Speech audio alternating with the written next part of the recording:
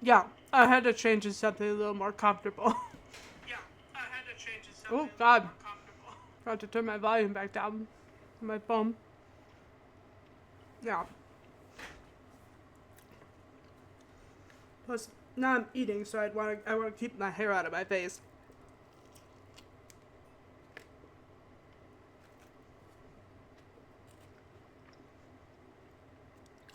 Have you ever tried garlic aioli, like on a sandwich? I love it.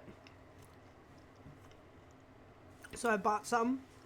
I'm eating some tendies with fries and some garlic aioli.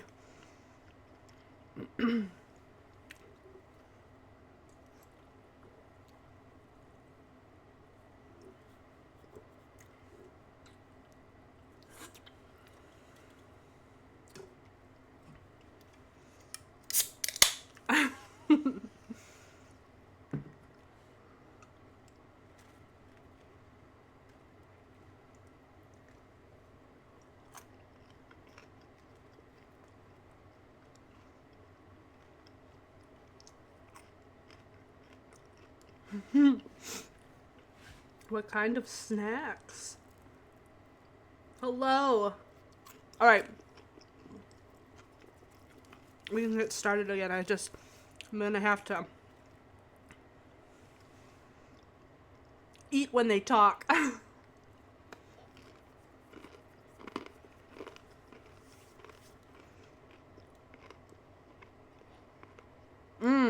Yeah. Kids can't resist anything in a can.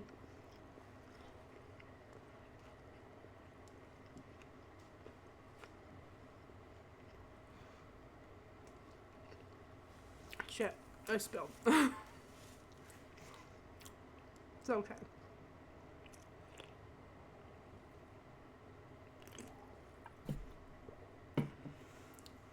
Okay,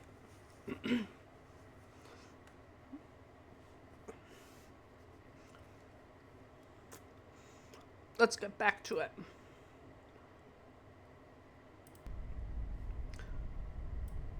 All right, nice. Okay, when 9 a.m. rolls around, I'm already on my way to the Ermengarde mansion. To think that I'd have to go back again, I'd be lying if I'd say that I'm excited. I don't have to. I don't have to anymore. Rose happily gave me paperwork duty when I volunteered. We're on the last phase of the sale, too. Well, almost. Ermengarde. Did you forget that's what it was called? Papers to sign, documents to finalize, various other legalities to settle with the current owner, and all that. I almost said it, all that shit.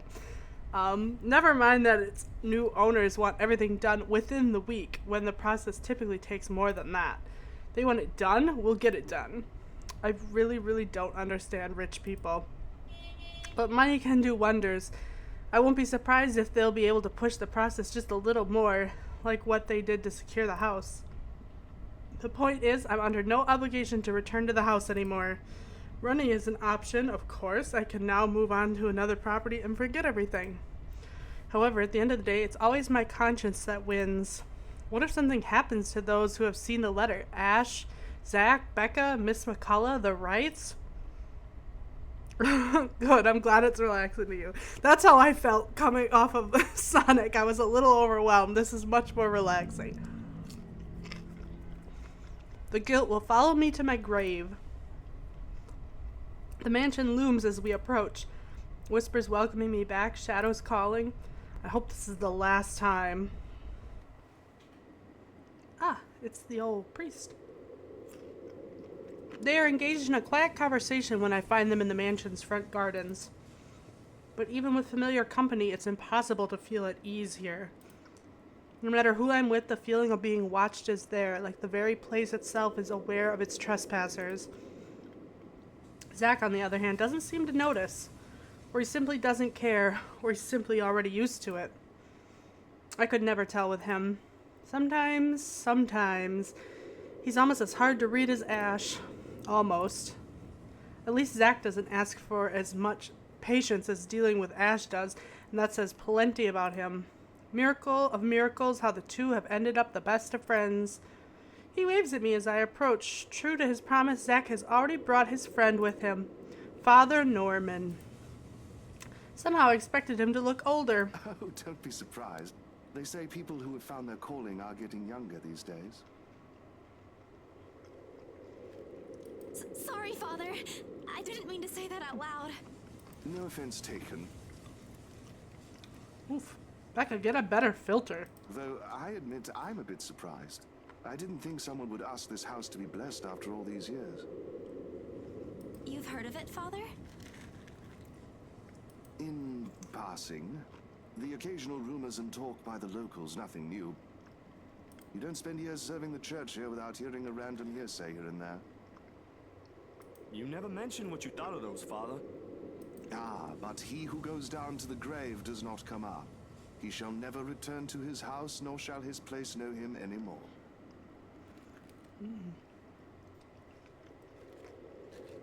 But what I saw... May not be what you think. It depends entirely on what you mean by it. If you're talking about spirit beings, angels, demons, then yes. Are we talking about the spirits of people who have departed? The word makes it clear that once the deceased has left us, they are gone. So then it's a demon.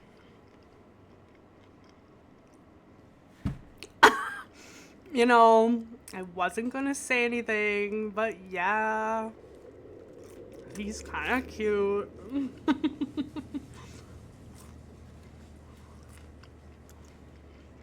And he's a religious figure, so I have weird trauma about that.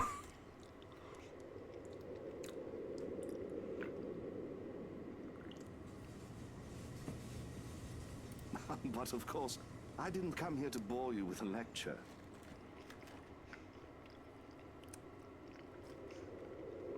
Yeah, I agree. Smash. Smash both of them, honestly. Me personally, Becca, she can do whatever she wants.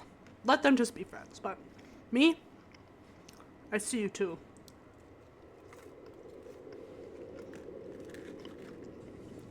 No, it was enlightening, Father. Thank you.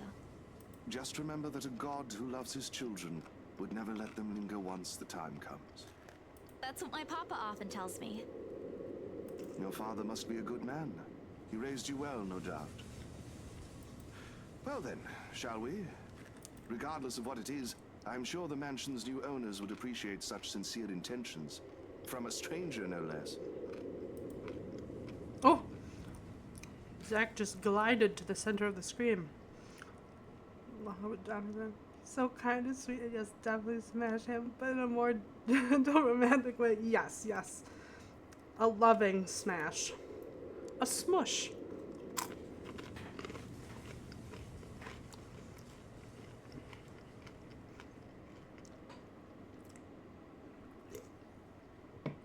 He lets Zack and I walk ahead. A relief.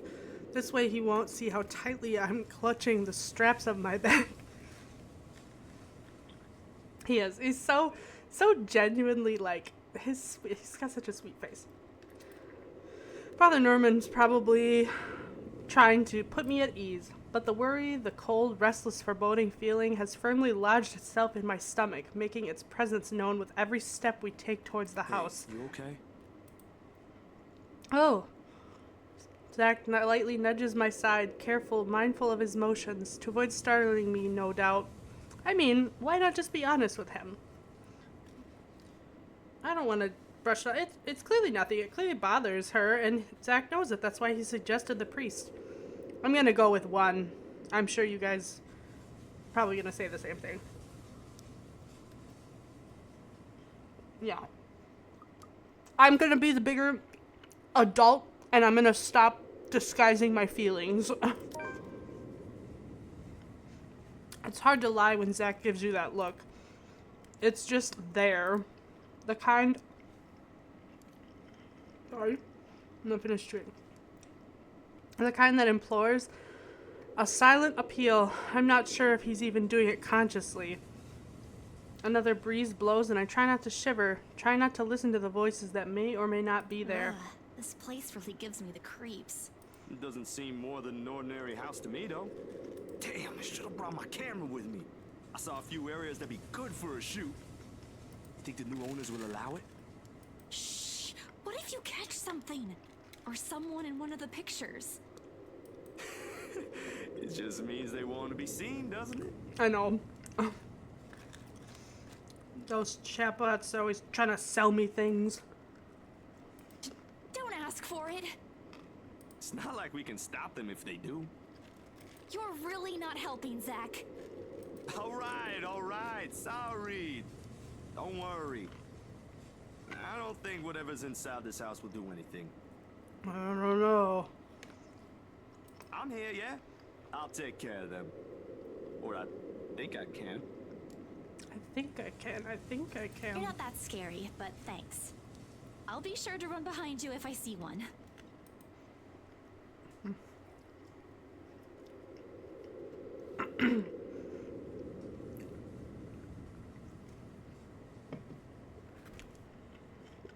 Right when I have to talk.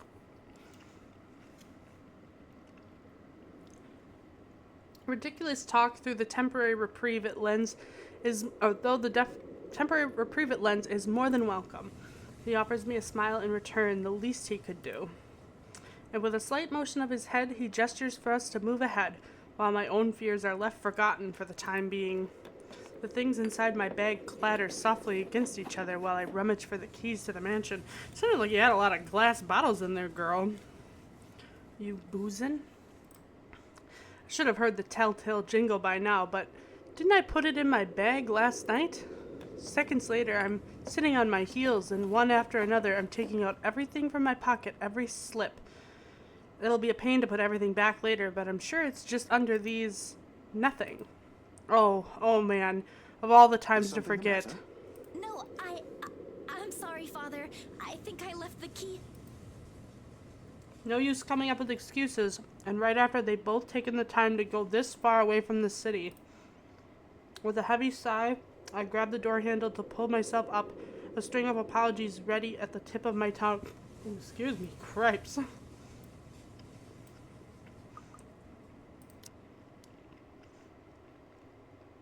Oh, Zach and I, our friendship boosted.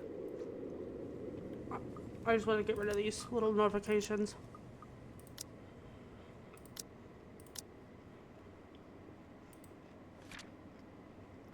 Okay. Ooh, look at this. Oh, she's a creepy shadow.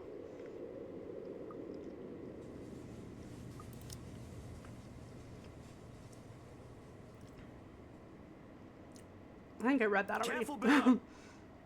We've spoken with the current owners. Well, technically, you're not yet the owners, but... Uh-oh. Uh-oh. We brought a priest here and those people are here? Oh. I missed that. Whoops. Oh well. And then I'm falling. The momentum of the door swinging open pulls me back first into the mansion's foyer before I can make sense of what's happening. Ow, my back. Isabel, you gotta stop hurting yourself in this, like, mansion's entry room. What the? Isabella?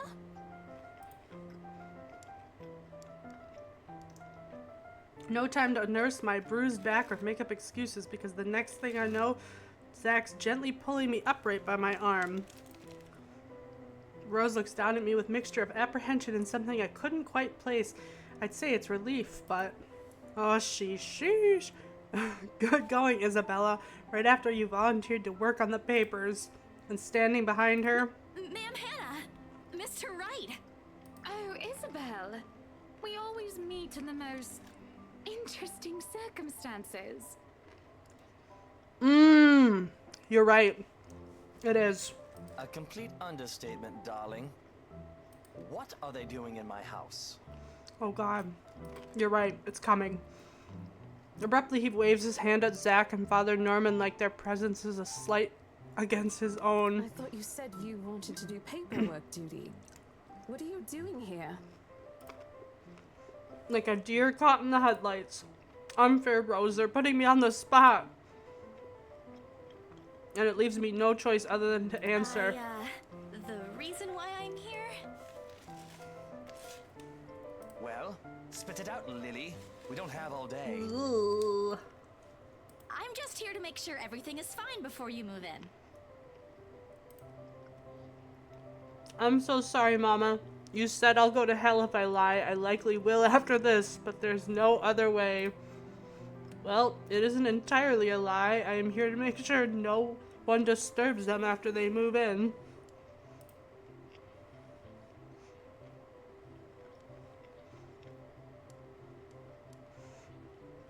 It just so happens that what I'm checking for and trying to drive away is of the paranormal variety. Oh? The house appears impeccably fine to me. Mr. Wright shifts his eyes around in a careful manner, as if he's looking for faults in every crevice of the house. The grin on his face, though, when he returns his attention to me, is similar to what my Kuya Jordan had often given me when he was up to something. Usually a scare prank that inevitably ended in me crying. I never did forget the way my brother sneered at me then. A part of me thinks that perhaps if I hadn't been the object of his mischief in childhood, I would have grown a little braver. Come on, little Lily. Lying doesn't do that cute little face any justice. Shut up, you creep. I'm a very patient man. Now, why are you really here? Right now, in the face of almost identical expression, perhaps even crueler than what I'm used to, the lie I told falls apart. The truth is, I was just thinking we could have the house blessed before move-in day. And why would we ever need to have this house blessed? For luck and protection. I shrink under his scrutinizing gaze. For a second, I thought that he'll start shouting at me. Instead, he laughs. Not the mocking, jeering kind, but one wondering if he's hearing things right. I'd say he was amused, but I honestly couldn't understand what was so funny with what I just said. Was it really that weird? Wasn't it a custom here? I wish Becca was here to explain stuff like this. That's rich coming from you. When we saw Devlin Court, you didn't. It's a small custom back home. I thought it would be nice to do something that would bring positive energy to the mansion, since this place has been empty for years. And the papers, Isabella? I hope you did those first before this. Of course I did. It's almost done, in fact. But there are some items I still have to double check before finalizing everything. You know I don't sign without a thorough inspection. And well, this is what this is for too. I just thought it would be more efficient to do both at the same time. Here I thought you didn't want to go back. A job is a job, Rose. Gotta do what you gotta do to make a living. True. Oh. I mean, not to give anything away, but it's a good call on his character.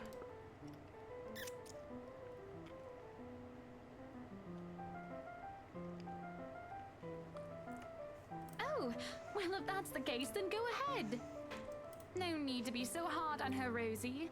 I personally think it's a nice touch. I was actually thinking of the same thing, but you beat me to it. Darling, Buttercup, please. You know these things don't work. No offense meant to the holy man, of course. That does not explain the nigger, though.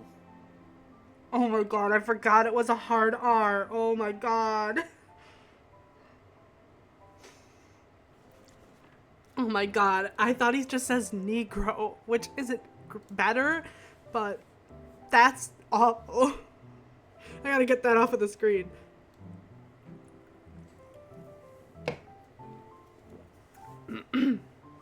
All of a sudden,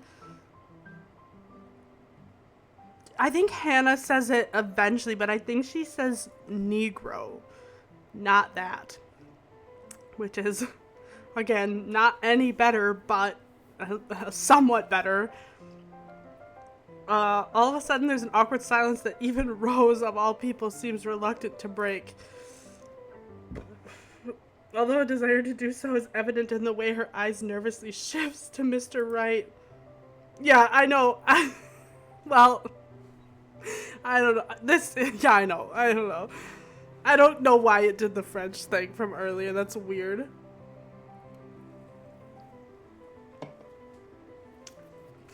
Meanwhile, Zach's grip on my arm suddenly tightens. He doesn't say anything further, and there's a conflicted look on him when I glance up. That's the face he makes only when he desperately wants to give someone a piece of his mind, but chooses not to do, mostly to avoid confrontation or fanning the flames to an argument. He has always been like this, even among his own friends. He chooses to take a placating stance despite holding opinions of his own. I know, exactly. Nobody deserves hate, and especially not Zach. He is the best boy in this game. One of the best characters in this game, I'll flat out say it. I do really like Marianne. We'll get to her later. Not that I won't say anything. I know Mr. Wright's a client, but you can't just say that in front of other people, in front of Zach, no less. Hey, as soon as the house sells, who cares what happens to the house? Make that bag and then burn it down with this fucker inside of it. If Ashton were here, I know he wouldn't stand for it. And neither do I. There was a reason why bullies back home never touched my younger brother again after I gave them a taste of their own medicine. He might be inches taller than me, but I'm pretty sure I can still land a hit or two.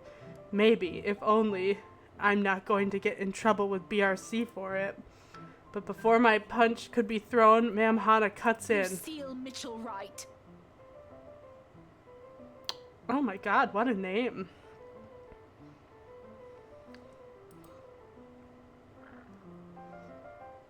In a voice too firm, demanding his complete silence. What? Full first name, middle name, and all. He's in trouble. Ooh, mommy is intimidating when she's mad. Instead of answering, she merely crosses her arms and shoots her husband a sharp, disapproving glare. That seems to have done the trick. He immediately shuts his mouth, but not before muttering a few inaudible words under his breath. At this, Ma'am Hana could only sigh and shake her head. Yeah, that's right. You fucking tell him, Mama. Oh, give it a rest, love. Do you have a better idea? Who knows? Positive energy might even give us what we've been waiting for. Or some peace. Let them do their job. What have we been waiting for? I don't think I was ever informed of. Nothing you should worry about right now. Anyway, we've still got a few things we need to discuss with Rosie here. Over lunch? I hope you don't mind, Isabel. We'd love to take you with us, but... Oh, no. Go ahead, ma'am. This'll take time. That's why there's two of us working on this. I'll say what... I'm not saying anything. We'll just figure it out. I want you guys to just see it. I'm not spoiling anything. Rose looks like she's about to murder someone, probably me. At least she won't have to stay in a haunted property. She's getting the better end of this deal if anyone is going to ask me. Oh, wonderful. I hope the next time the three of us meet, it'll be over a closed deal, hmm? Of course, ma'am. Please look forward to it. Do you like how my brain just switches like completely? It's like, I'll tell you, but I won't. I like to play coy like that. Rose hurriedly hands me the keys to the house before leaving, mouthing reminders to secure the place and harmless threats for throwing her under the bus. I return it with a reassuring smile of my own, even if she's the one who often forgets. Shoosh! Just like that, gone. Just as quickly as they appeared, fleeting from one scene to the next and leaving me wondering if this is simply what's typical for the rich and famous. If so, I'd rather stay with my rundown apartment or our little shack back home. There's still joy in the smallest things, after all. With a house this big, it's not surprising when the ceremony takes few hours to finish. The sun's already high by the time we've gone through the last room.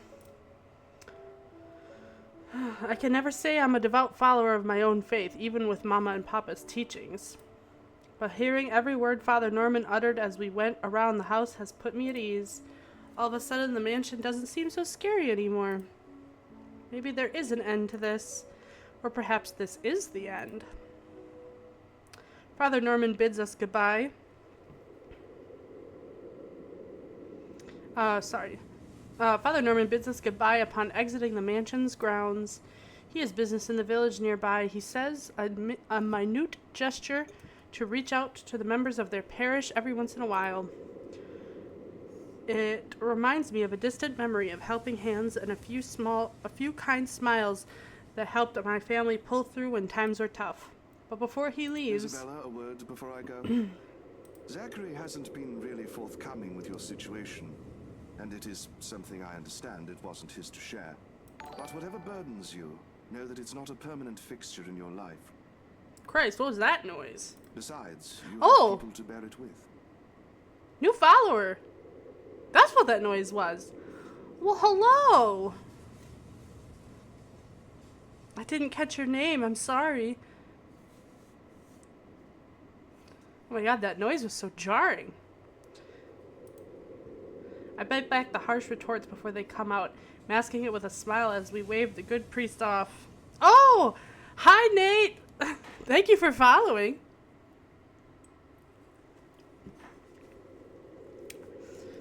I think I just read that, but I'll read it again. I bite back the harsh retorts before they come out, masking it with a smile as we wave the good priest off. His words, though meant to comfort, has only left a bitter taste in my mouth. That's not the only bitter taste you left in your mouth. Yo, and if they don't believe you, what am I to do? A hand lands briefly on my shoulders, taking me out my thoughts before they take a sullen turn. Yeah. In a scary name, big noises.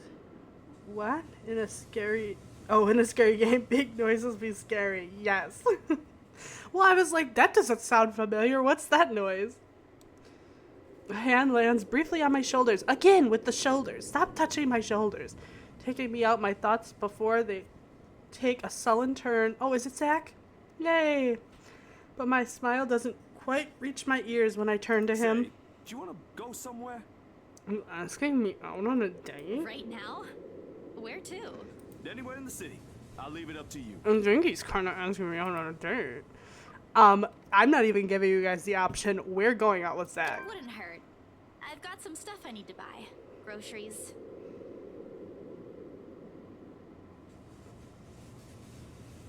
Yeah, it's not even an option. We're going to hang out with Zach. And there's a shop I want to check. Is it real food this time? Let me guess. Rebecca? She's just worried about you. Even I can't eat that much instant noodles. Think of it as a talent. Let's just go, Zach. He is a good boy. You will learn he is the best boy. He's so sweet. He's genuinely caring and sweet, and he doesn't try to parent me. I smile, a real one this time, devoid of any unpleasant thoughts. Regardless of what happened between us these past few days, I don't want to think harshly of them. Oh, look at this beautiful, serene park scene. Zach had me wait on a nearby bench upon arriving prior to going off somewhere. He hasn't returned since, and it's been a good 20 minutes of being left alone entirely to my thoughts. In this weather, the city park gives off a lazier and more languid vibe than usual. Where children are usually seen running around and playing, there are now people leaning back on their picnic blankets, simply enjoying the afternoon sun. The smell of food drifts from nearby carts, and if the wind blows in the right direction, one would catch the whiff of freshly trimmed grass. That sounds so lovely. I'd gladly sleep on this bench if I wasn't waiting for anyone. Soon enough, I see his hulking figure running toward me, carrying a medium-sized box on one hand and casually waving the other at me. He's panting when he reaches my bench. Sweat drips profusely from his forehead, but there's grin on his face. Sorry, the line was really long. Really long. You didn't have to run. Sit down first. Nah, I'm good. Didn't want to make you wait for these. I already know what's in the blue box before he opens it. Oh my god, look at his face. He's so cute. Oh. This is so cute. This music and everything. Cinnamon rolls, all 6 of them topped with white cream cheese glaze. Oh my god, what a damn treasure. The very same one I bought after I sold my first property. Oh, he remembered. After I met Zach, Ash, and Becca. Funny how such a small thing could trigger a distant memory no matter how mundane it is. Girl, forget Ash. Let Becca and Ash be miserable together. Please go for Zach. Please. He is so... Look at his sweet little eyes. Oh my god. I don't say no to free food, but why is he getting me these now? Before. Why can't he just give you a sweet gesture? He's so... Oh my god. My heart. He leans on the empty space beside me, wiping the sweat off his forehead before answering. And as thanks for yesterday and the other day. You don't have to buy me anything, Zach. Hey, if he wants to, he will. You were upset. You haven't been yourself recently, and people kind of miss that, you know? Oh. Are you just saying that, or... No, really. Rebecca told me. You know how she is. Ashton, too. Ashton was an ass. He should have been named Ashhole instead. He went a little overboard, yeah. I can talk to him if you want. He'll still tease me about it, even if it's Rebecca telling him to stop. Besides, I can handle him. You always do. And yesterday, when you talked me through my little slump, I thought, hey, I want our old Isabella back. No. Are you still upset? I'll never be upset with you, Zach. Zach, they could never make me hate you. There are times when I wish Zach had been my big brother, or Becca my older sister. Nah, fuck that. Maybe life would have been a little easier then. Maybe Papa wouldn't be as sick as he is. Maybe. Maybe I wouldn't be alone here. You're not alone. Look at this man standing right before you. But then again, if they are what I wish them to be, I wouldn't be here. I wouldn't have met Ash too. Life back home is tough, but for all that, I wouldn't change it for one selfish wish. In this city of 68,000 people, I have people I could depend on, 3 of them in fact. When you think about it, when you compare the numbers to the odds of finding someone like them, amidst this sea of nameless people, I'm lucky. Thanks a lot for today, Zach. You didn't have to, but you did. That's what Can I'm always count saying. on you. If he wants to, he will. That's what they say.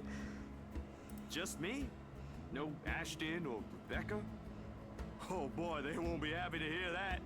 I don't mind being the favorite, though. No, you are the favorite, Zach. He's such a humble man. Nope, no favorites. But you cook better than both of them, so that's a plus. It's always been food with you, ain't it? It's the key to my heart. Don't put it like that.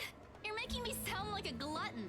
I'm not saying you are, but it does feel good to know there's someone I could invite for food to be able to eat all of it. That's the perfect relationship.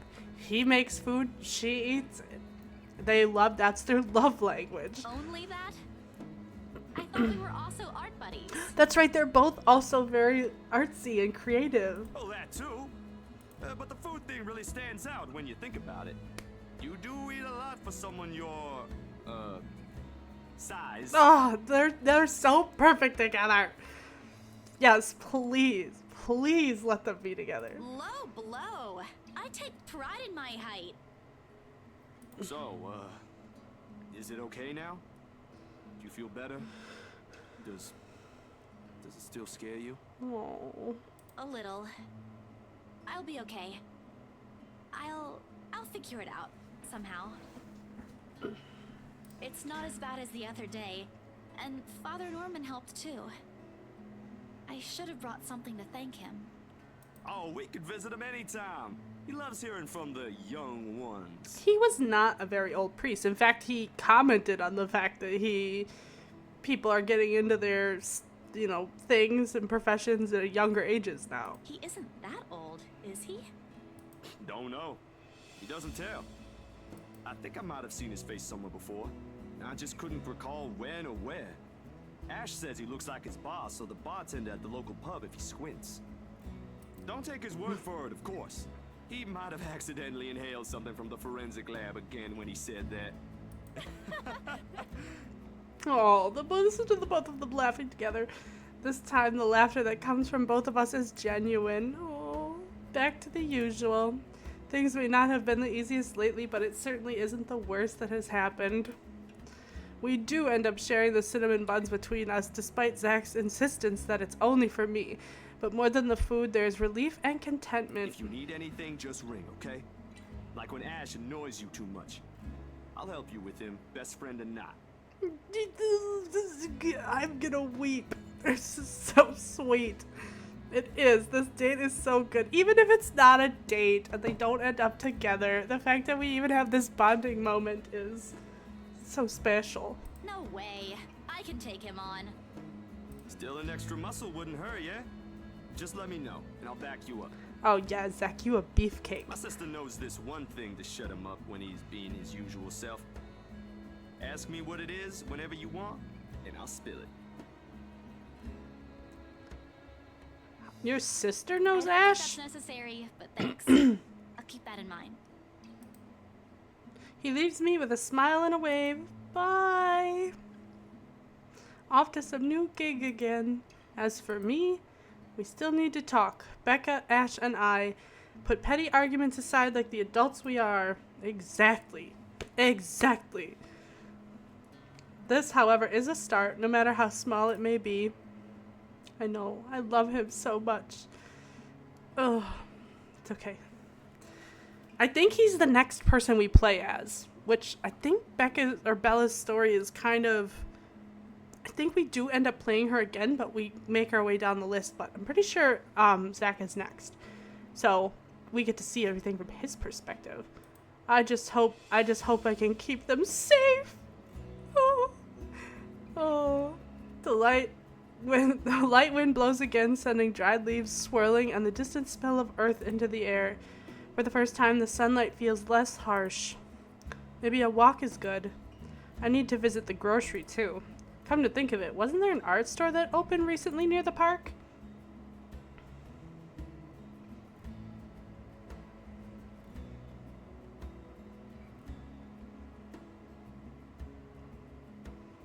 Oh, stuff is saving. I know, literally, fuck Becca especially. Ash is at least a detective and there is some kind of mystery going on, so let's maybe keep Ash around for a little while. We'll keep him around to use him, and that's it. It's really taking a long time to save. Oh, I should have clicked. The cat's name is Buruthiel. It's Buruthiel. Okay. Or at least that's what his collar says. Where did this cat come from? It's an odd name to give a cat, in my opinion. But it speaks grace, much like the one that carries it. It shows in the way he swishes his tail, and his eyes follow my hand's every movement. I'm not sure what he finds fascinating in me, to be honest. I wasn't the very picture of grace when he found me, after all. What happened? What's going on? What? It feels like this is... Were you asleep? Did she fall asleep? It was a bad idea carrying 2 heavy bags. Oh, she went to the grocery store. I see. Time has passed.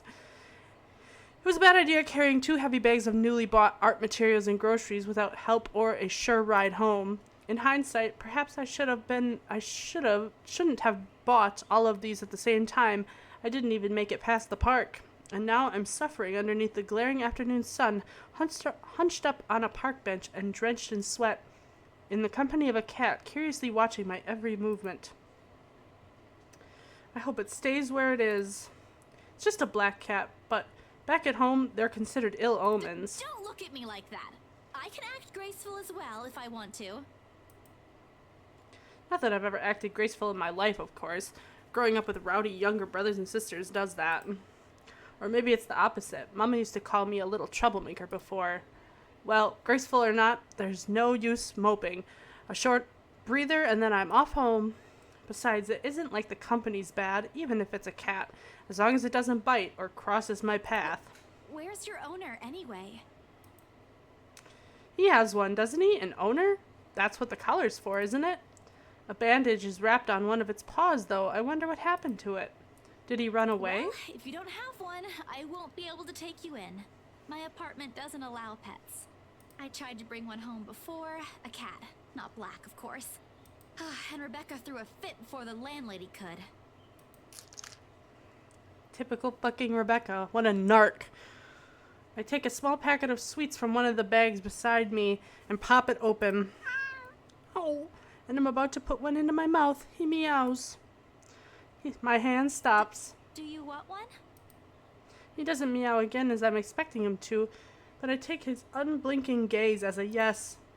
I shift the piece to my palm and hold it out to him warily. Yeah, just give the cat... It's, what is it, like a piece of hard candy? Why would you be giving that to the cat? He sniffs it once, twice, before... Ooh! That's a very weird cat-looking face. That cat is oddly human. Like a good, properly trained pet, Bruthiel responds as soon as he's called. Recognition comes as soon as my head snaps in the direction of the voice. It's been a while since we've seen her face. Miss McCullough's hard to miss, what with her height. I'm sorry. Did my cat hurt you? Yeah, exactly. No, I think she's Scottish. McCullough is like a Scottish name, I believe. But still, this is big, tall Scottish mama. Okay. Miss Santos, was it? I'm surprised to see you here. Nice to meet you again, Miss McCullough. Were you harmed in any way? Oh, God, she's so pretty. I'm sorry. Bruthiel's not exactly fond of other people. Even run away from the veterinarian right now. Oh no, he was just sniffing my hand earlier. My Bruthiel's a she. She. All this time I thought, that's why you can't assume. The pauses in conversation, if this can be called one, is uncomfortable. We're merely two people working different jobs for the same client. Frankly, meetings like this don't happen a lot, and if it does, a simple nodding of heads is enough. Oh, still trying to be friendly wouldn't hurt, would it? I think... I'm gonna let you guys pick this one. I know what I would pick. It's not like it's gonna be life or death, but... one or two.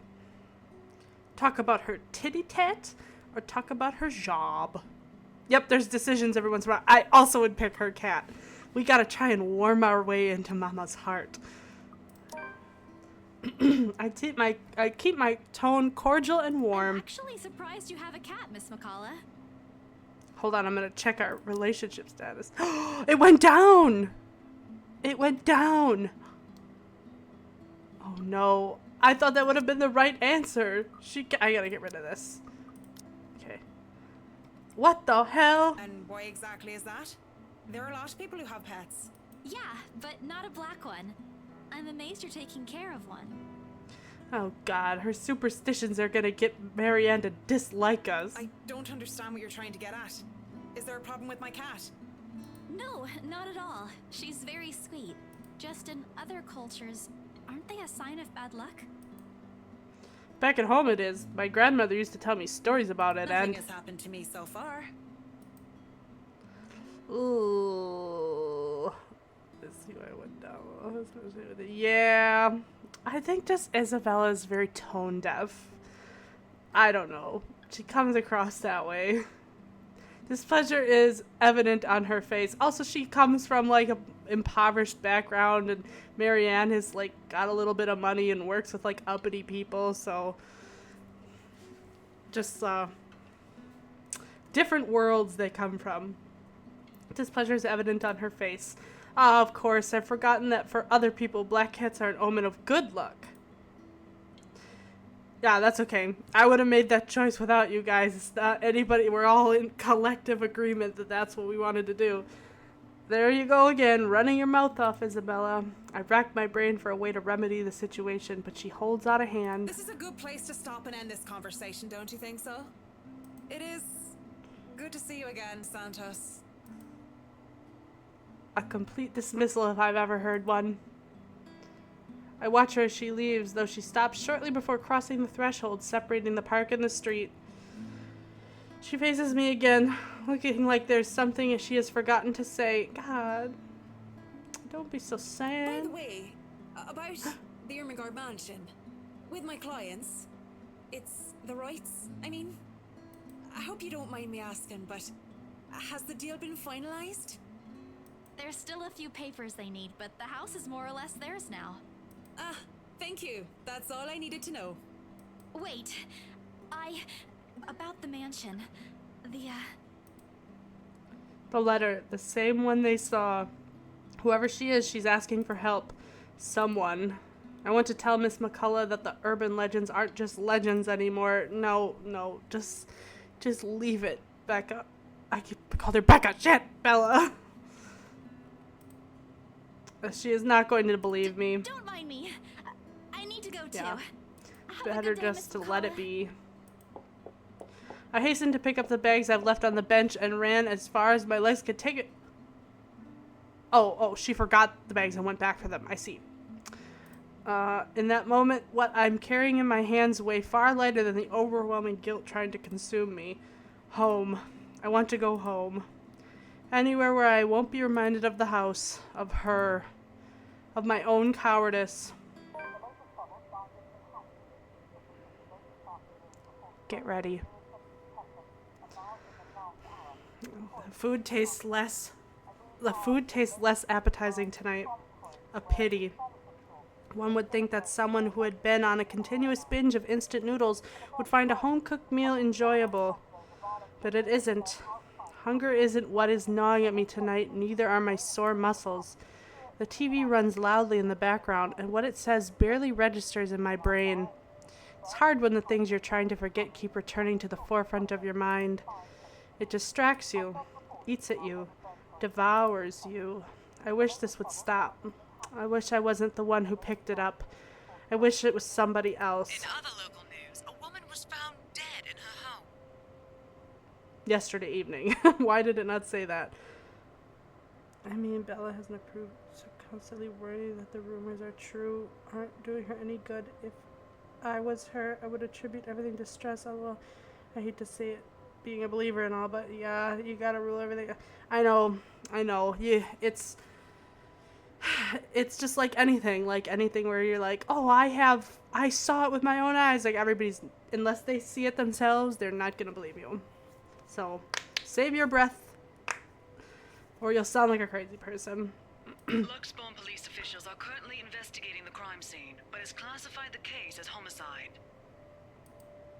Huh? The victim, identified as Rose Pamela Cooper, 33 years old, working as a real estate agent. Rose? Discovered lying in a pool of blood in her two-bedroom flat with the words "Help me" repeatedly written on the walls. I'll just let you take that all in for a second.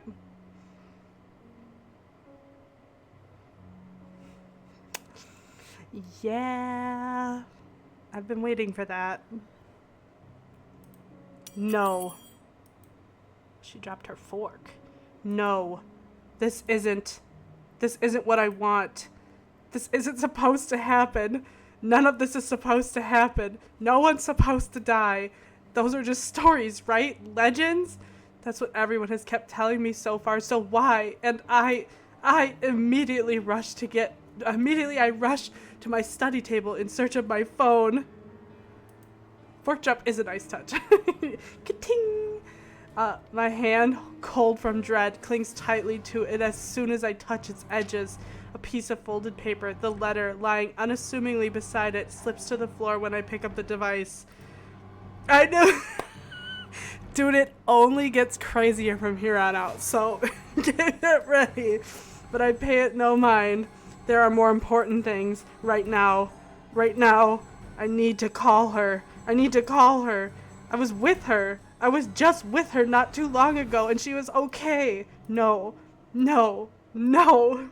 It isn't Rose, I'm sure of it. I just talked to her, and a sob escapes me, and hot tears begin to blur my vision. Me too. I'm also glad I kept playing. Another, one after another, they trickle down, weighted by the very same guilt I refuse to admit that I've been carrying from the start. The same one I've been hiding from. Oh, did you hear that whisper? The same one that has put the people I care about in danger. My hands shake as I navigate to Rose's number on my contacts list. She'll answer, right? That's what she always does. She'll pick it up, tell me to turn down the waterworks, and call me a wuss afterwards. Please answer, Rose. Oh. Again and again I dial, whispering, praying, pleading. Come on, Rose. Don't do this to me. Please pick up. I know you're there, Rose. You're not dead. Please tell me you're not. This adds to the series of deaths and disappearances that has plagued Luxborn in the recent years. The authorities are currently looking at a possible link with the notorious Anselm Butcher case. The TV runs loudly in the background. A deafening static sounds from my phone's speakers. But in my ears I can only hear the screams. Her pleas. Her whispers. Help me. Ooh, we are not safe. Oh my god. Oh, a buzzing sensation jolts me awake. My body still wants to sleep, to forget what I heard, what I saw last night. But it's there, nudging, prodding at me. Slowly I become aware of how awkward my position is, and the aches that accompany sleeping in a curled up position the night before. If I even slept at all. The memories are impossible to forget now that Rose is gone. That's not grammatically correct. They say it's easier when you say it out loud. Instead, the words weigh heavier on me each time. She's gone. Gone because of me. No, girl, it's not your fault. Please stop blaming yourself for this. Nothing you did has caused anything. Gone because of one letter I was too curious to look at. No, girl, it's not your fault. I should have been more careful. I should have just kept my mouth shut. I should have destroyed it before anyone had gotten involved. I should have. The notification light on my laptop blinks incessantly, mockingly, when I look at it as if it's calling me back to a sense of normalcy. Oh, God. I check it nevertheless, out of habit more than anything. To all BRC employees, in light of the recent events, there will be an all-staff emergency meeting from 1 p.m. to 2 p.m. Attendance is a must. Company changes, new hierarchy, and policies will all be discussed during the meeting. Everyone is expected to bring a copy of their own attendance logs and sales reports for the last 6 months to be submitted to your respective managers for review. We are expecting everyone's cooperation. Thank you. Joanne Alice Scholes, BRC HR Manager. If this were one of those typical days, I'd happily comply and get myself to our office. Today my limbs just feel heavy. What could you have done? For real. It's this is the supernatural we're dealing with. They do what they want. On one hand, going will keep me busy, take my mind elsewhere. On the other, the place in itself is a stark reminder of what my own fears have cost me. Oh, I should just... Your call. I mean, I don't know.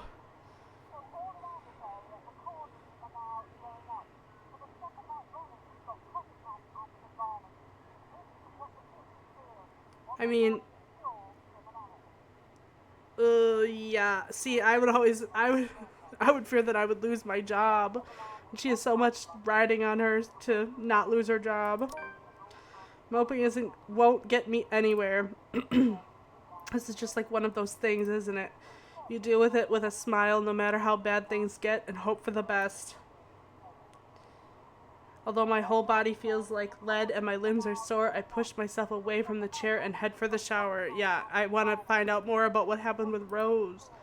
Oh God, the letter I dropped on the floor last night flutters open as I pass by, unfolding for no one else but for me to see. Hi, Pigeon! Hello, Pigeon. Every word written on it glares back at me.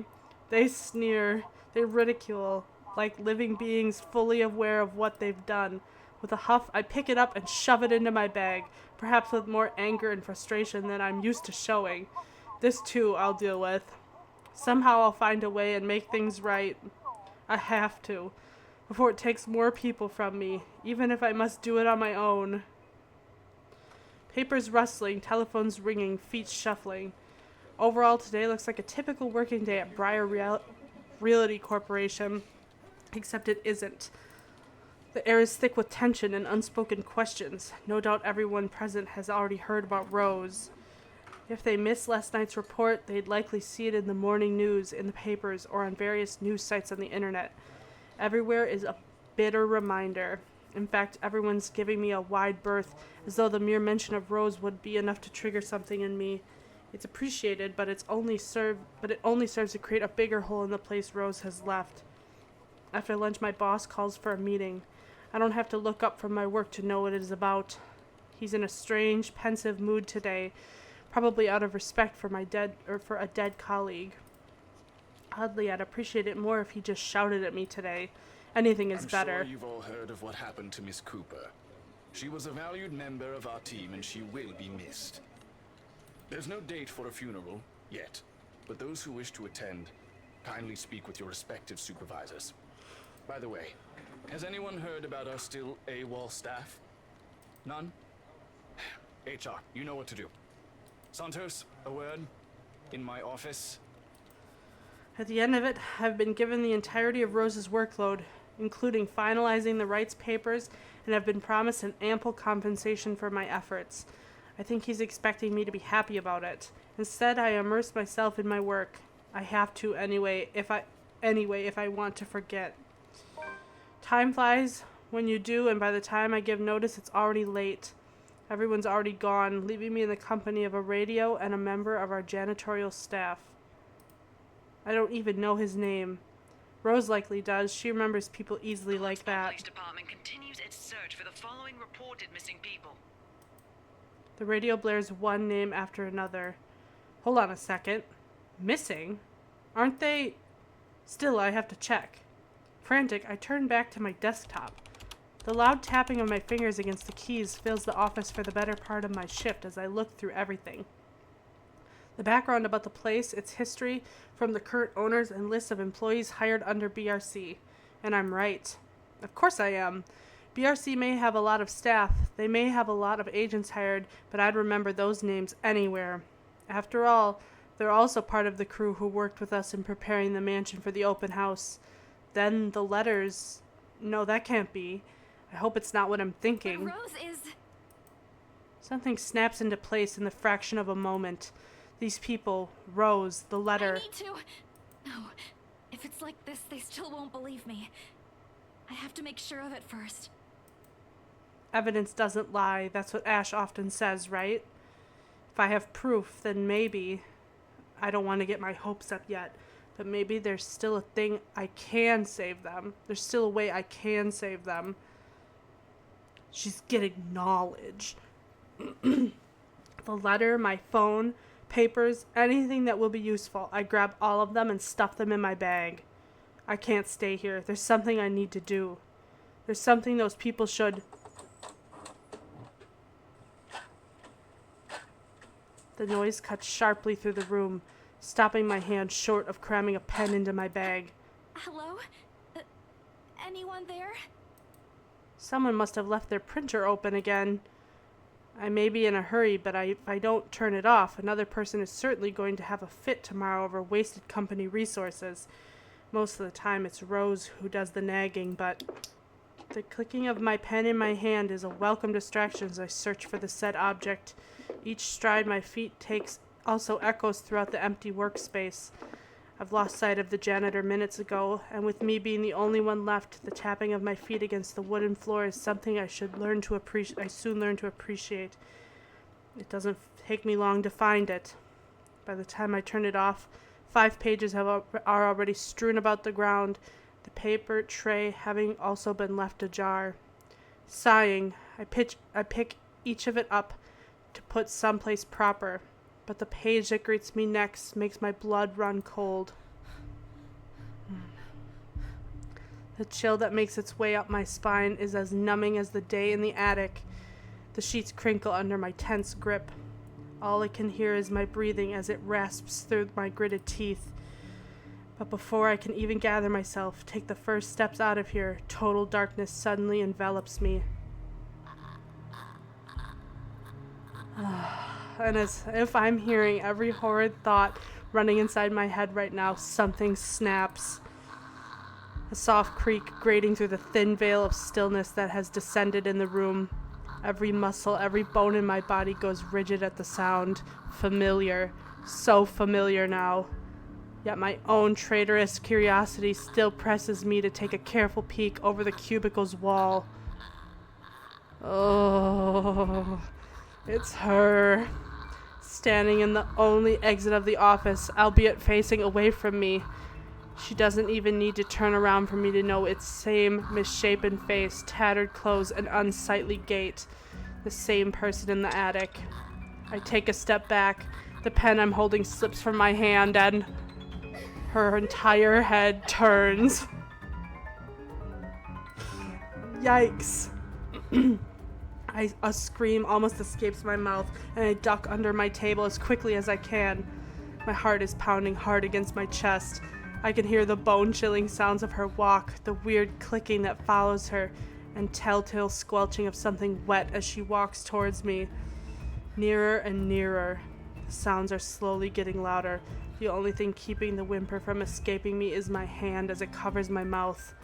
Someone please save me. Anyone.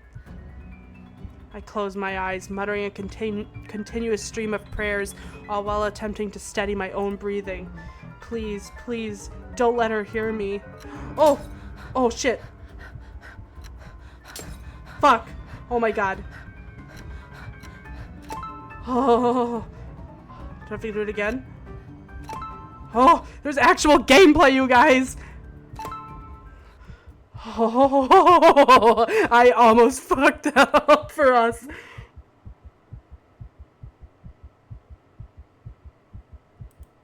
The seconds, minutes stretch out before me agonizingly. Is she gone? Slowly, I open my eyes to take a peek. I don't dare move or make a noise.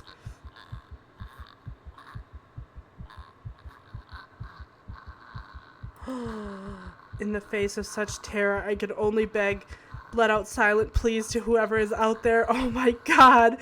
Please, please don't let her notice. I want to live. Oh my god.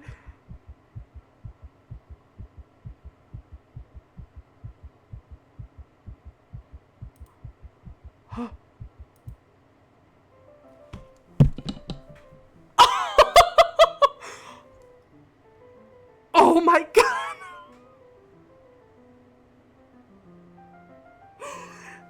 Now we're playing as Hana. Oh my god! Oh.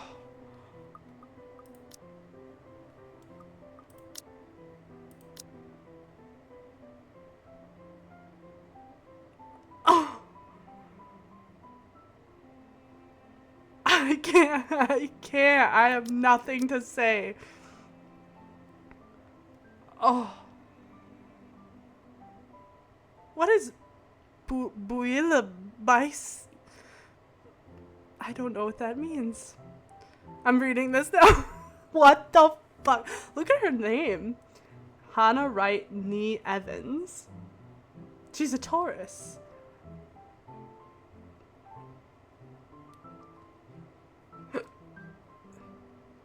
Master's in Business Administration, Master in Accounting. Well, that's why she was so gung-ho about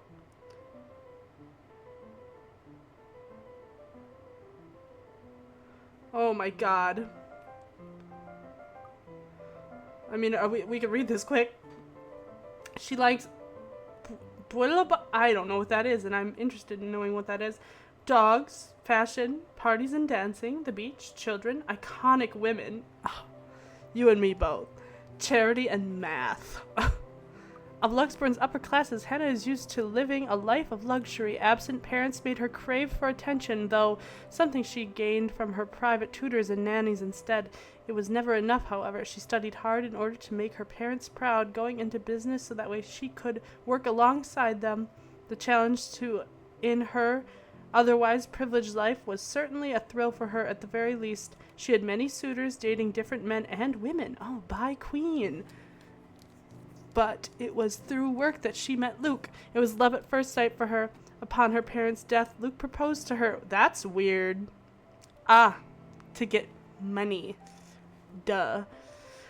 That was the move that led to the merging of Wright Enterprise and Evans Incorporated and her subsequent retirement. Their 7-year marriage is strained, but Hannah tries her best to make it work. Jesus Christ. Oh my god. Okay. Well, I guess we'll do a little bit of Hannah then. I don't really want to stop there.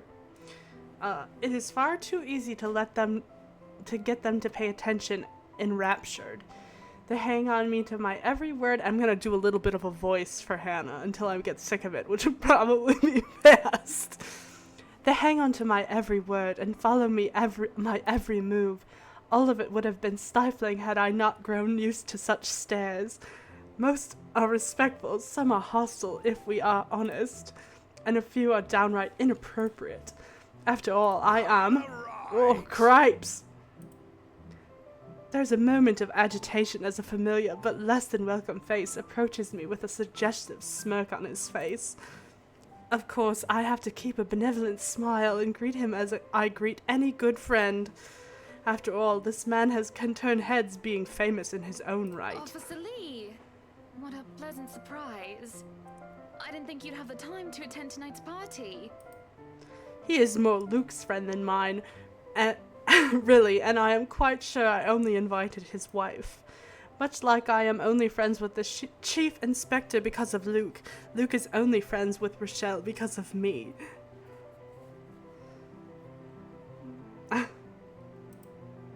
Unlike how I treated Lee, however, Luke never hid his animosity for the Lee matriarch. It was an odd sort of friendship where we would have awkward double dates. I don't even recall his first name. It starts with an N, I think? I might be wrong. Aside from being chief inspector of Luxborn Police, his wife, Rochelle Lee Vance, owns a General Electric company, fridges and freezers mostly. I always have time for my favorite socialite couple. Might I say, you look positively ravishing tonight. Oh.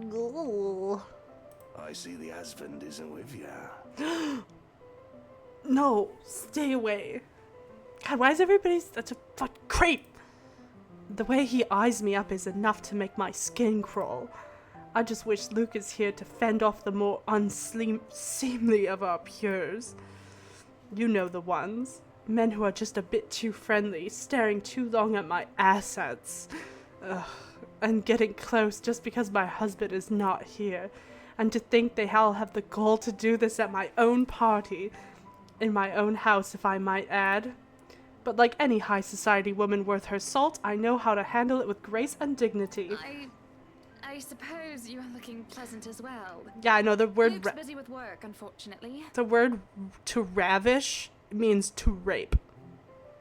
So if you ever saw like in like Shakespeare, it says like, oh, they ravished her, they raped her. So if you look ravishing, you look rapeable. That's what we talked about in school. Rochelle isn't here? A shame. I do hope he isn't causing you much trouble. That husband of yours can be a bit daft sometimes, acting like he's still some young bachelor. The wife sends her regards and her apologies, but something came up with a doctor and she needed to attend to it. You know her, being pregnant and all. Your wife is pregnant and you are hitting on another woman? Fucking shame on you. We make small talk. Rather, I'm forced to do so, as he would not leave my side after finding his place there. Much to my chagrin, I've been extricated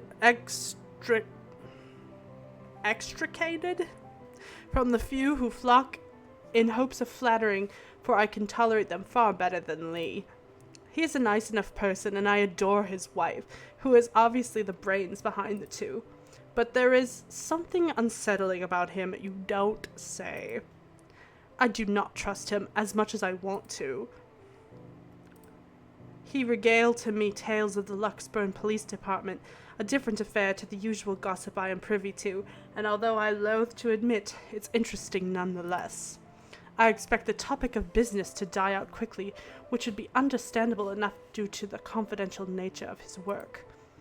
But oh boy, was I wrong. So, wearing civvies, I steal and drive off with one of the police mobiles, right?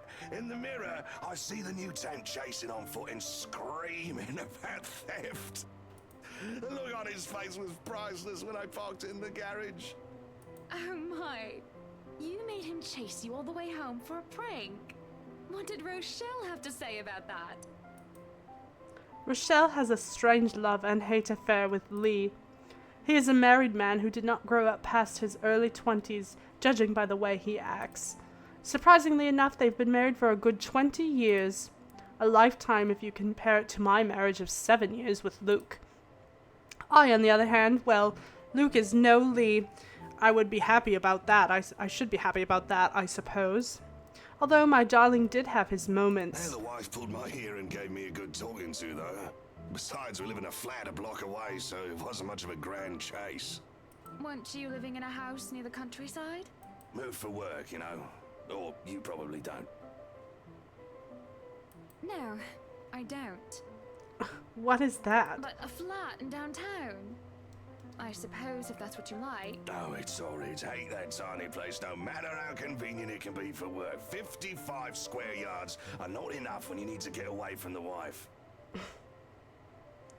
I hate that mentality. I wouldn't mind a place away from the city. Even started looking at the ads. I spied an interesting lot, actually. Heard it was finally put up for sale. Or that something mansion, you know the one with all the ghost stories. I know what he's talking about. There are really only a few urban legends around here. It's... The Ermagerd Mansion? The Ermagerd Mansion. I know. All the men around her are just so scuzzy.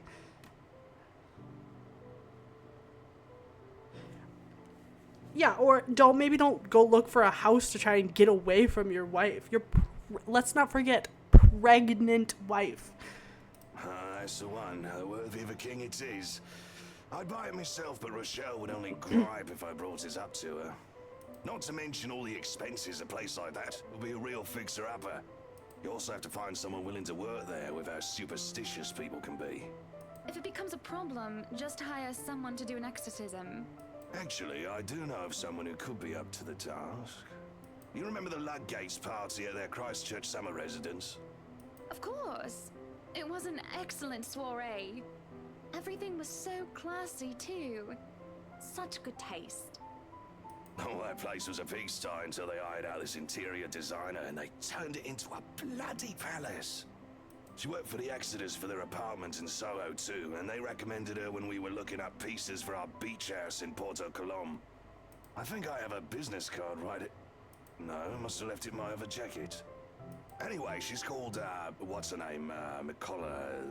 Marianne, I believe, yes. But truly, if anyone were to get that place in McCullough, well, they'd be the envy and the talk of the town. Well, if you put it that way, I might just snatch it up for myself. This place was starting to feel a bit small lately anyway. Sure. Oh, I forgot. No, I'm not doing the voice anymore. It was fun while it lasted. Sure, a 3-story penthouse might not fit the definition of small for some people. Okay, maybe a lot of people. But it isn't big enough to have grand parties in. As it is, I only invited about 30 people to this one, and it already feels cramped in here. It certainly would be nice if I didn't have to ride an elevator up and down several floors before I can get anywhere as well. All Luke's words and not mine. Besides, I've been looking for a good anniversary gift. Luke might like this one. Where is he anyway? Oh, boy, that was fast. Luke is dressed to the nines. He is as he usually is, and he looks ready for whatever the day will throw at him.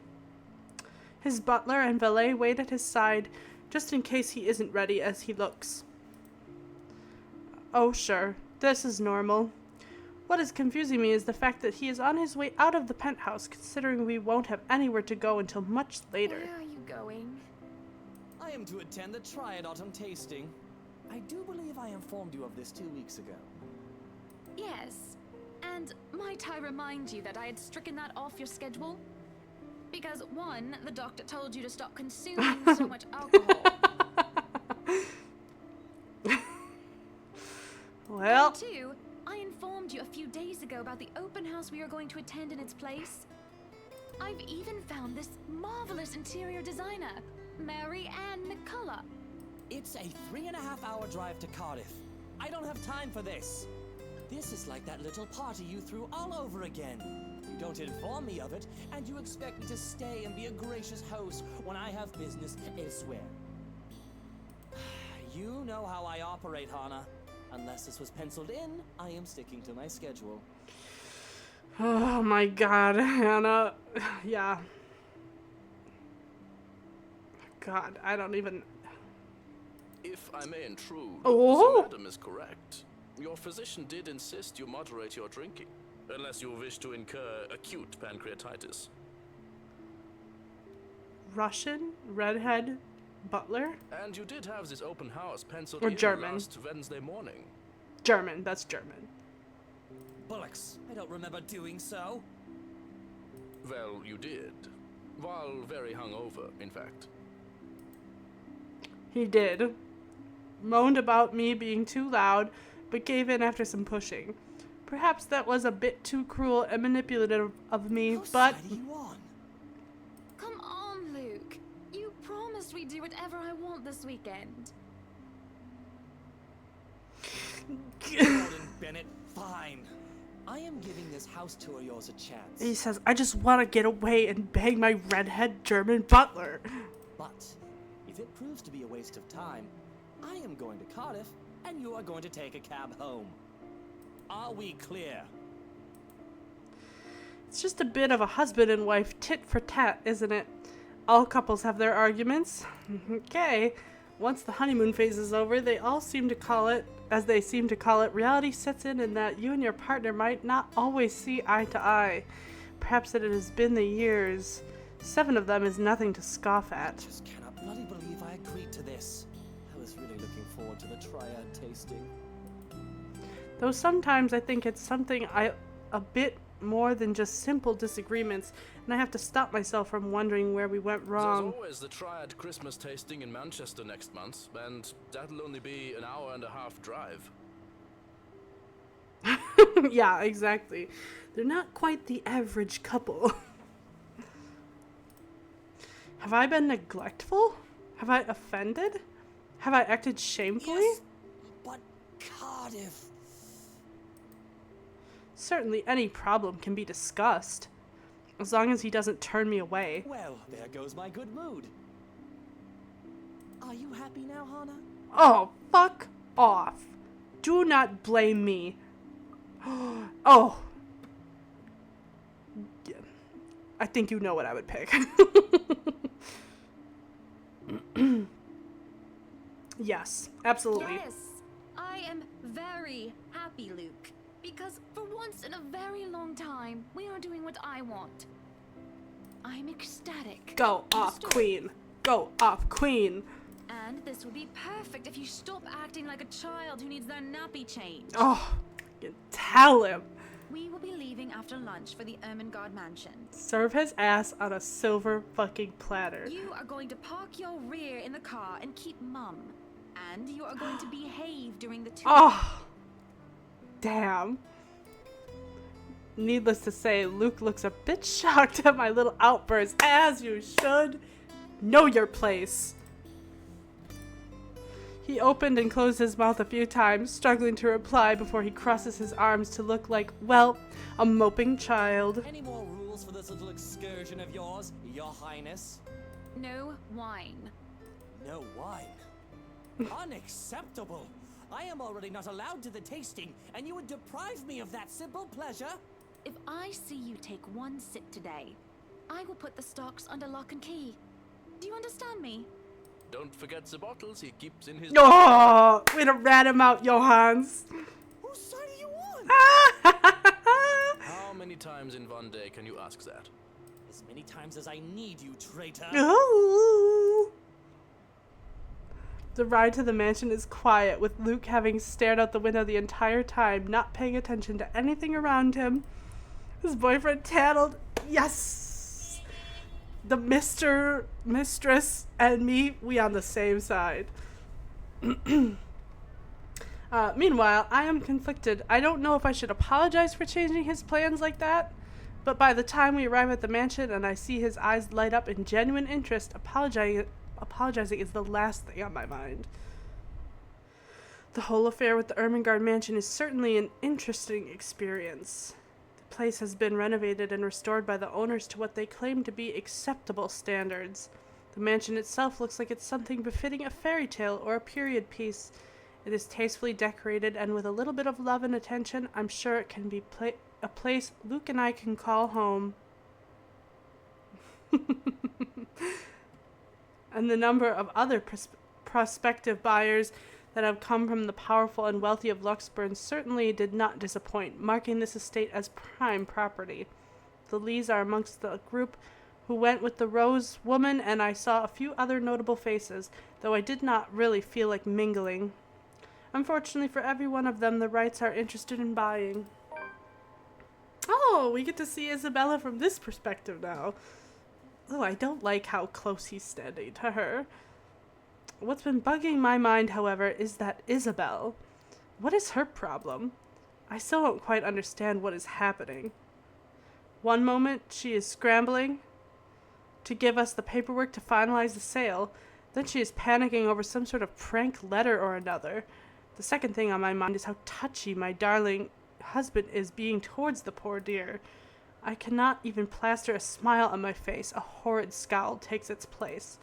There is no way I can pretend nothing is wrong as I hum. And I'm sure little Lily here would certainly appreciate it if you remove your pretty hands from her, darling. Yeah. There's some marital issues. He is quick enough to detract his hand, which is all that the girl needs to, well, for a lack of better word, escape. I think I need to step out for a while. I'll be back. Her partner follows, shouting after her without hesitation. There is an awkward air among us as we are left in the wake of whatever that was. The others murmur and gossip with each other, speaking of the poor, deaf girl and telling the tale to whoever was not audience to the act in the first place. It doesn't take too long for the woman, Rose, to return and pull us aside into the study for what I rightfully assume is damage control. New room. Rose invites Marianne in too, hoping to apologize to her as well. But the woman refuses, saying she is not one of her clients anyway. That leaves myself, Rose, and Luke, the last all too eager to make himself comfortable in a study he's no doubt already claimed as his own. I can't apologize enough about what just happened. Please forgive Isabella. Right. She knows it's not Bella's fault. Which is good, at least. I think Hannah can be a girl's girl, for the most part. She's been under a lot of pressure lately. She's young, and all those rumors about this being haunted just got to her head. And it must be this terrible heat, too. Not a drop of rain for days now. Oh, it's fine. The poor girl must feel so embarrassed about what she just did. But I say, let bygones be bygones. After all, she's only a child. She looked, what, 19? I shoot Luke an accusing look at these words. Being like, don't be a creep, she's barely out of her teens. After all, he tried flirting with the girl. The nerve of him. And not only that Isabel girl, but also Marianne and Rose too. He's such a dog. He's a dog. What kind of husband would even think that that's even a remotely good idea to make moves on 3 different women while his wife stands there? A dog. That's who. He doesn't care about you, Hannah. He cared about your money, and that's why he proposed to you right after your parents died.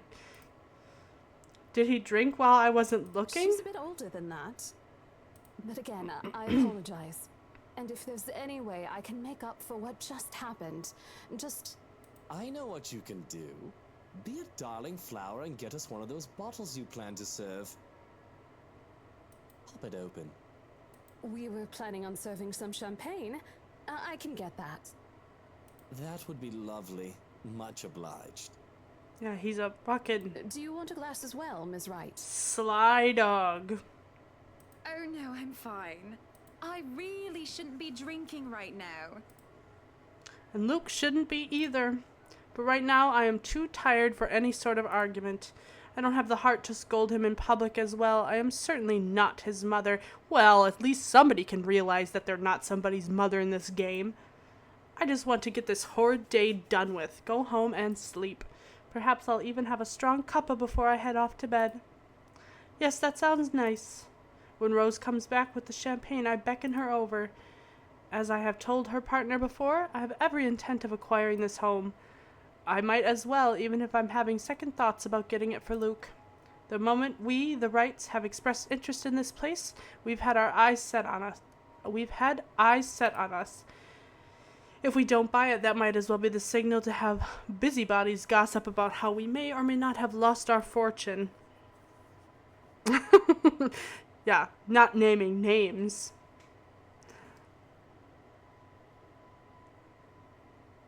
Regardless of the fact that it is false, image is everything when dealing with these people. I want to look at this quick too. Oh, we dipped, but then we plussed with Luke? Okay.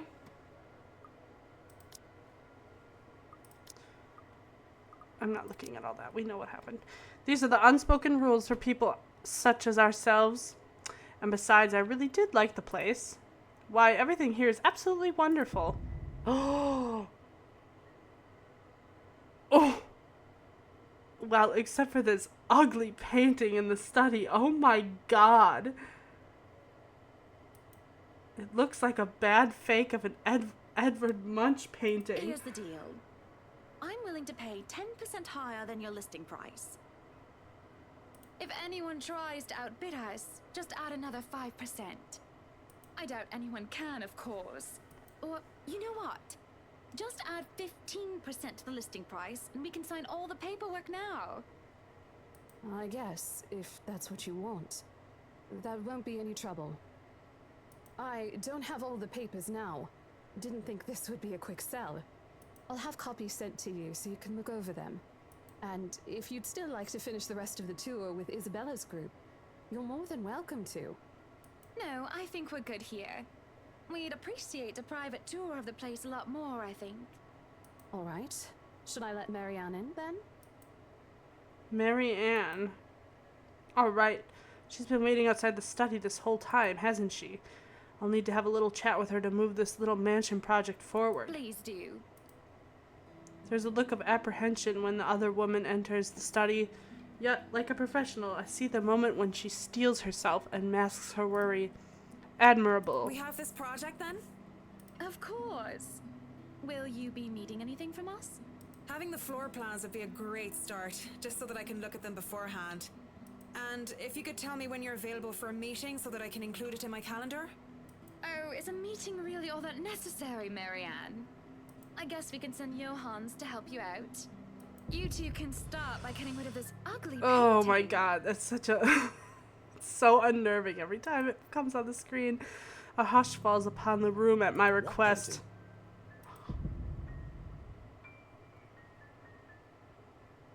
Oh, only she saw it. And lo and behold, the painting is gone. In its place, a mirror stands, which leaves me to look at my own confused expression. Odd. Well, no matter. back to the topic at hand. Marianne, dear, we are simply far Oh too my busy God. to meet up. Or perhaps maybe I should. What do you want to do?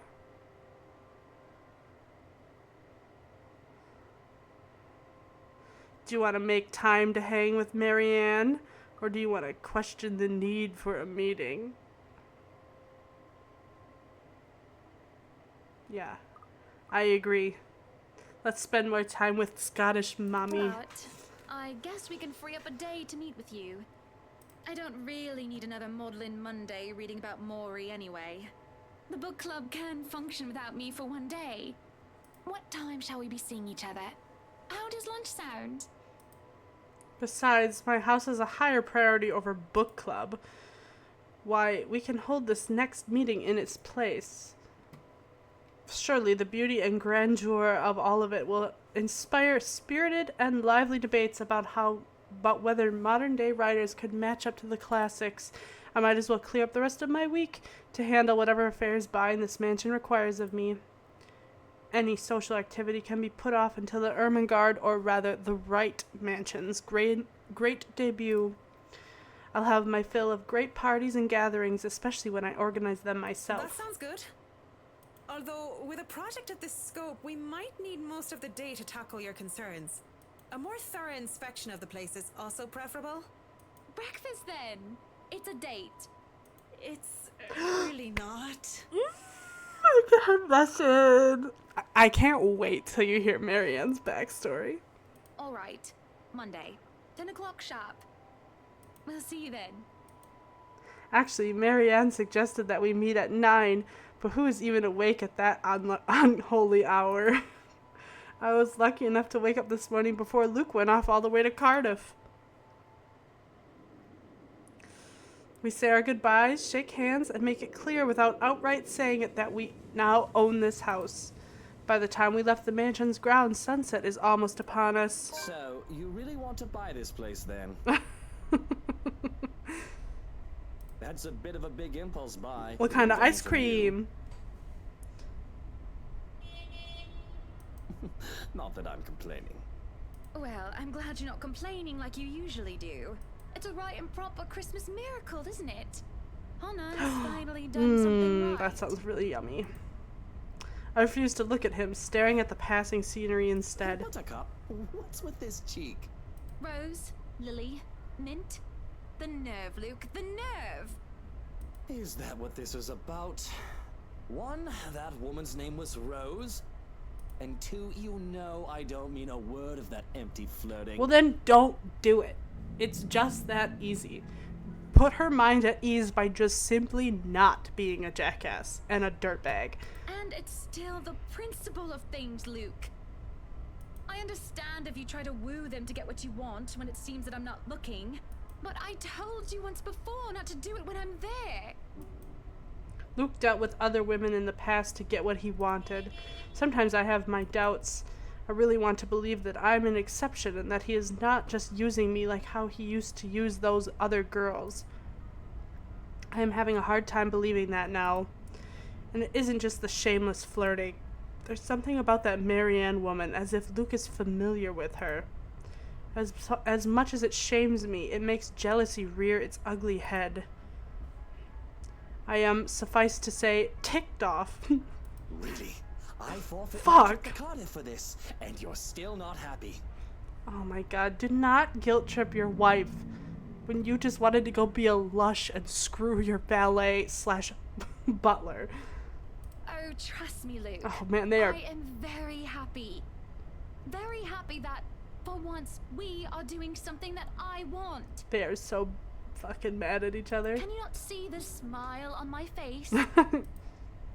It's only when I let loose those words that the truth hits me like a slap on the face, and by the looks of it, it seems to have the same effect on my dear, darling husband. It has always been, Luke wants to do this, and Luke wants to do that, hasn't it?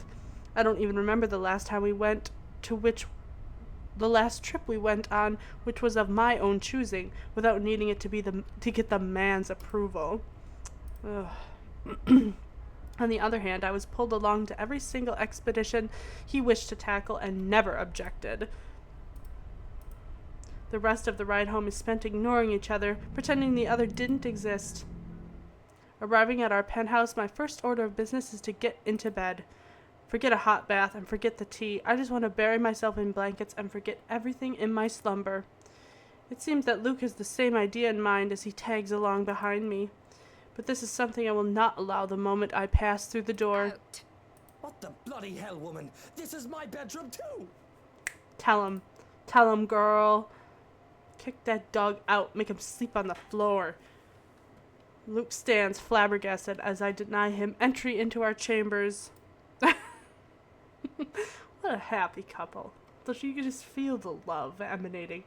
His pillows lie on the cold, tiled floors, away from the warmth of our soft down bed, and my gaze promises him the same fate if he does not budge on this matter. Don't even try to argue, because I am very cross with you, Luke Wright.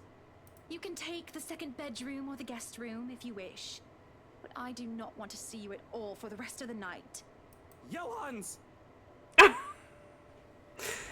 I need you to come fuck me and make me happy. Our butler wanders over, a curious expression on his face. He doesn't quite hurry, moving at a relaxed pace no matter how angry his master Oh, wow. So they do a little role play, too. No, you are not allowed to sleep in my room, sir. Oh! That's not what I mean. Help me talk some sense into her.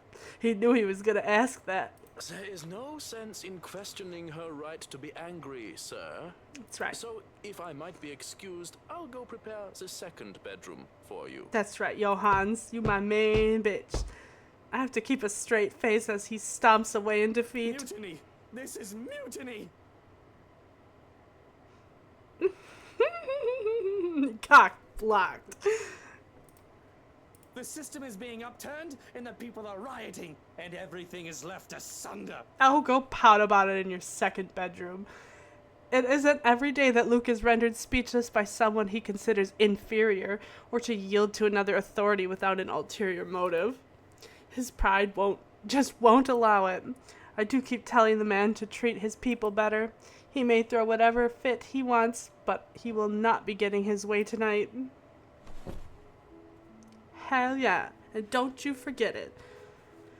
Victorious, I celebrate by jumping face first onto our bed. Ooh, undignified, yes, but nobody's here to judge me anyway, right? Nobody's here to tell me what to do. Yet I am succumbed to sleep. I can hear them whisper to me.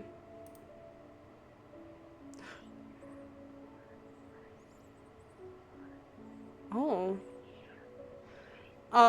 So there's something when you and I played, Savannah, and we were listening, like when they were in the kitchen, I think you were able to look down into the little hatch, but I don't think we opted to do that. But for some reason, it's playing the scene like we did opt to do that. So this is the, like, wine cellar hatch that we could have gone down in the house when we were doing, like, a tour of the house earlier. But they didn't, but it's still showing it to us for some reason. That's what this is. I can hear them whispering. Calling for me. They want me. Need me. They drown me, pull me down, and suffocate me in their embrace until I sink to the bottom. A deep abyss awaits, inviting yet foreboding. They're calling to me from in there, aren't they? And I do want to help, I do. But when I try to reach out, something pulls me back, like a hook sinking itself into my stomach. Ooh. And I break through the surface with a gasp. Yikes. Alone in bed, without Luke to hug the covers, I'm swathed in cloth and slicked with sweat. It takes me a while to untangle myself and kick them all off. Both the bed and I are a right mess by the end of it all, but I am more than eager to just get up and go out for some fresh air. Oh my gosh. The days past had gone by a blur. We hadn't talked much, Luke and I, outside of necessity. In fact, we've hardly talked about the topic of acquisitions of properties. Properties being the mansion, obviously. Everything has been so busy that I haven't talked to anyone outside of the business, and it is just so stressing. Ooh, we got some extra with Marianne. Let's get some lady love going.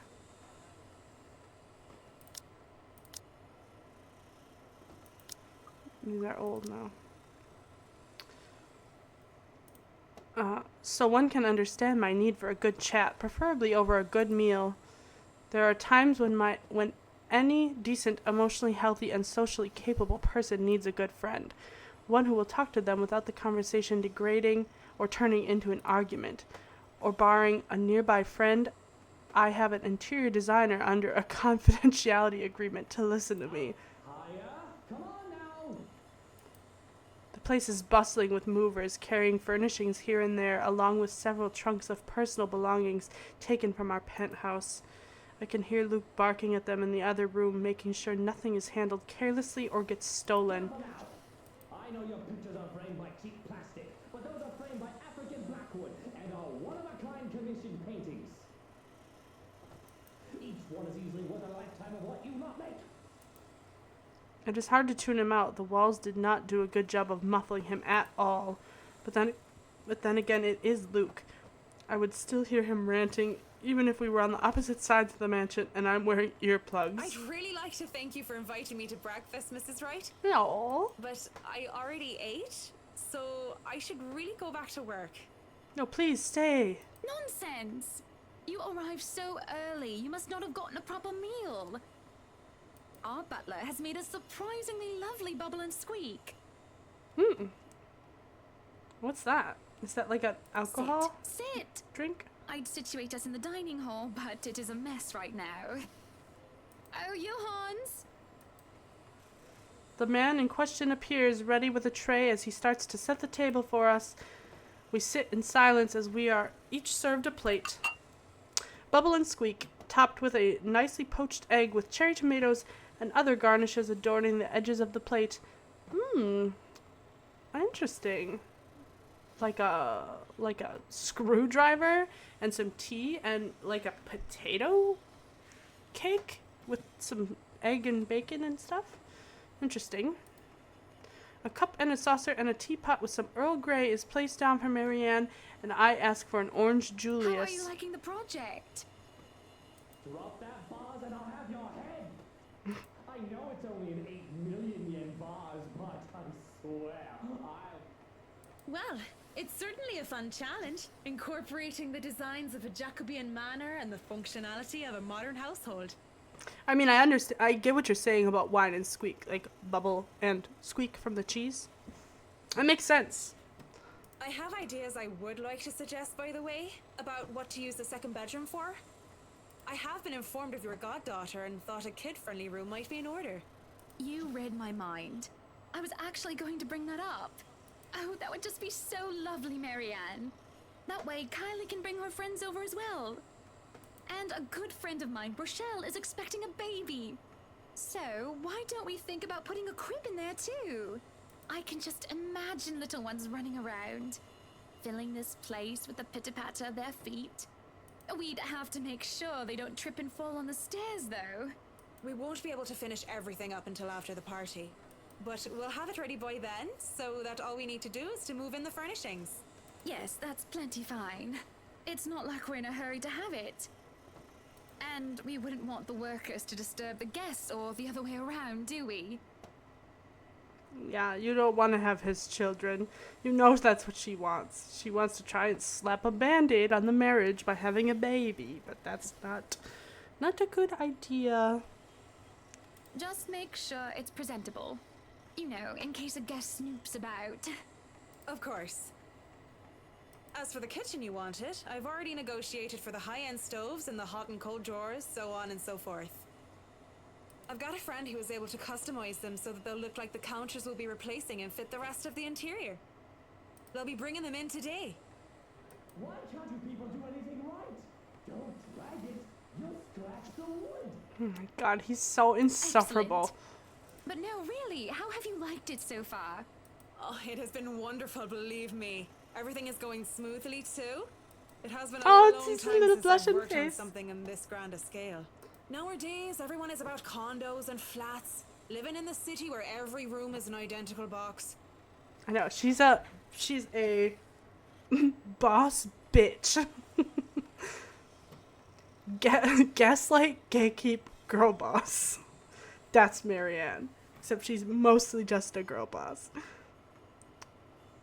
Believe me, this is very refreshing.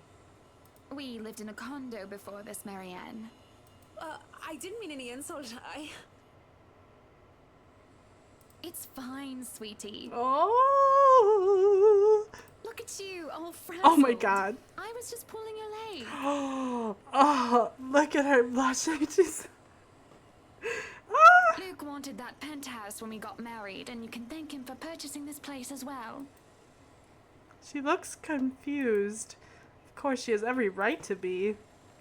She no doubt overheard me pushing that estate agent into the sale, making quite the aggressive offer. She saw me sign the papers for the mansion as well. I just had to scoff. I'll make her blush. Get behind me in line. Don't be fooled. I'm just the treasury. I wouldn't be able to make a purchase this grand without his seal of approval.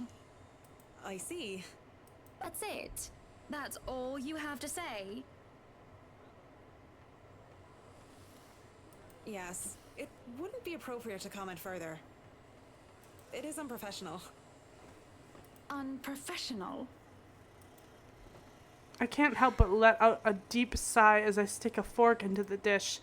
I didn't want professional. I want someone who will either agree with me, even if it's just for the sake of agreeing, or someone who will try to talk some sense into me. Neutral responses are so boring. There is no discourse in the middle ground. The food is good. Best bubble and squeak. Of course it is. Our kitchen staff only uses the freshest, hand-picked ingredients. Only the best for the Wrights. Mr. Wright is not joining us? He better not be. No.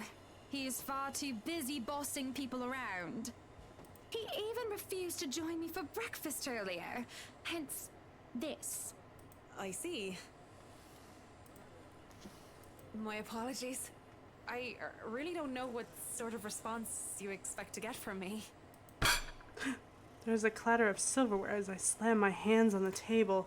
It is frustrating. I am frustrated. At Luke, mostly. But Marianne's neutral, professional answers are certainly irksome as well. You're a human with feelings and opinions, aren't you? Don't give me this bollocks about being professional when we're having a nice, friendly chat over a nice and friendly breakfast. I can only talk about interior designs for so long, and I detest one-sided conversations, Marianne. But I really don't know what to say, Mrs. Wright. We were talking of no topic in particular, and... Luke. We were talking about Luke. About him not eating breakfast with you? Once this wraps up here, I'm gonna get going, like the conversation with her. I think it's gonna be the end of my playing tonight. Because Leo just got home. About him treating me as if I were some treasury. I didn't realize I had shouted that out loud until it was too late. There was a stunned silence that settled before I slumped back into my seat. Hiding my face behind my hands, I can feel my shoulders shake. Breathe, I told myself. Calm down. Honestly, sometimes I feel like he doesn't love me anymore. Ooh boy, she's your like contractor, interior designer. She's not a therapist. Oh, have I been so blind? Did he ever love me at all? Was our marriage all for the sake of saving his company and his wealth? Because? Did I say all of that out loud again? No, this is bad. Unacceptable. It has been... I know, it's the angle. It has been rumored before, the real reason for our engagement, but if anybody were to know this, marriages of necessity to carry on political and financial power used to be a common thing, but the Evans-Wright union is the perfect happily ever after. was supposed to be. It is true that we first met each other in order to discuss dealings to make the then failing Wright Enterprise a subsidiary for Evans Incorporated, but I do remember being in love with him, and there were times when he said he loved me back, even if I'm not sure what the truth is now. Either way, I do not want the Wright name or the Evans name dragged through the mud because of a slip-up. Oh, and if Marianne so much as talked of this, why don't threaten her?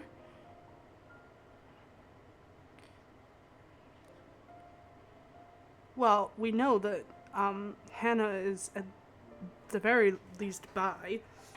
She's been with men and women, and her husband's a cheating alcoholic dog. Yeah, just ask her for silence. I'm not gonna threaten her. Marianne's a good lady. Marianne is a good sort, isn't she? Oh, that's what I just said. So far, she has been reasonable and accommodating, even towards Luke's ridiculous requests. Patient and professional, did it only extend to business? Or would she be able to understand that things like this are not as simple, not as clean as they are painted to be? Certainly, I can talk to her. Ask for her. I won't speak a word, Mrs. Wright. Not only am I contractually You read obliged my to, mind. it would also go against my principles. Yay. This is no one else's business but your own, and it should be kept between the two of you. That's right.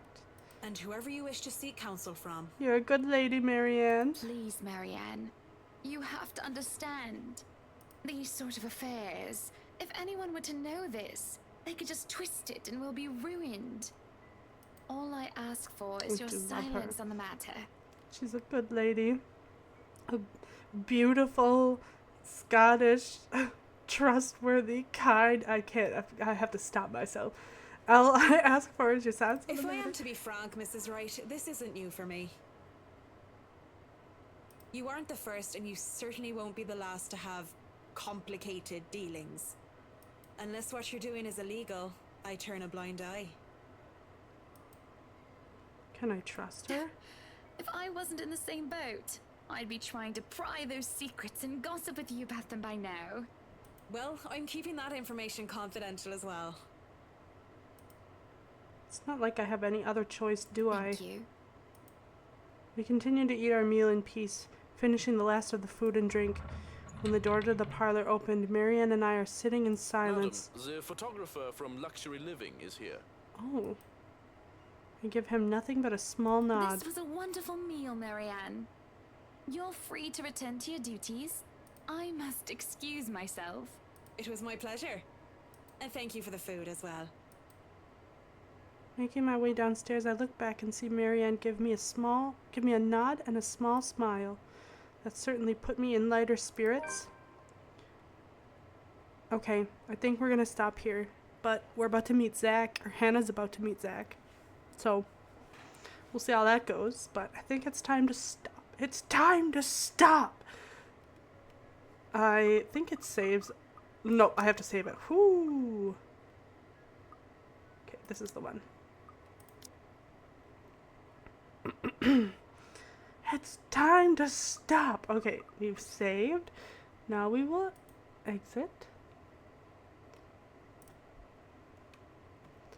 Okay. We're gonna wrap up here. What's your question?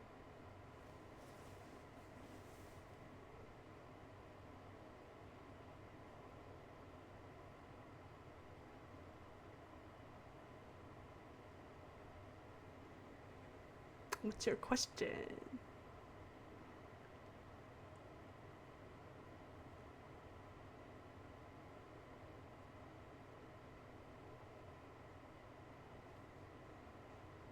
Should I play Wednesday Sunhaven?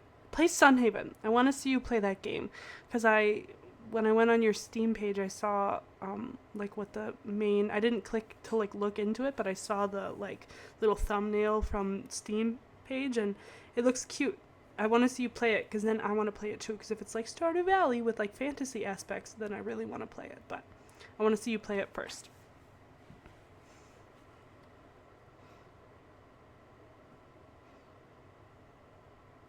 Yes, please play it. Okay, But if that's all, I'm gonna get going now. Yes, what time are you gonna do that?